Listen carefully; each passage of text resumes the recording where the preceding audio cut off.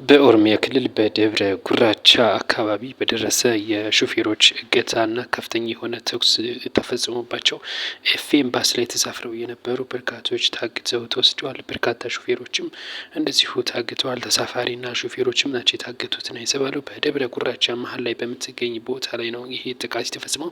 እዛ አካባቢ ያሉ ታጣቂዎች ተኩሱን ሰምተው ቢመጡም ነገር ግን የታግተው የሄዱትን ሹፌሮችና ተሳፋሪዎች ማዳን እንዳልቻሉ እዛ አካባቢ ያሉ መረጃ ምንጮችን ጠቅሷል። በዛ አካባቢ እንግዲህ በደብረ ጉራቻ ወይም በአባይ በረሃ በሚባለው መስመር ያለው ኦሮሚያ ክልል ላይ ማለት ነው ከፍተኛ የሆነ እንግዲህ ግድያና እገታ የሚካሄድበት ቦታ ነው። እንግዲህ በዛ አካባቢ በዓልን ወደ ቤተሰብ ለመምጣት ነበረ እንግዲህ እነዚህ ሰዎች አሁን ታግተዋል የተባለው እጅግ አሳዛኝ ነው የተባለው። እንግዲህ ብዙዎችም አሳዛኝ እንደሆነ እየገለጹ ነው የሚገኘው። እኛም በግላችን አዘናል። ምክንያቱም በዓል ለማክበር ቤተሰብ ጋር ሲመጡ ይህን ችግር መግጠሙ ያሳዝናል። እንግዲህ ፈጣሪ ይርዳቸው ብለናል። ጥንቃቄ ማድረግ ያስፈልጋል። በዛ አካባቢ የምትሄዱ ሰዎች አሁንም ጥንቃቄ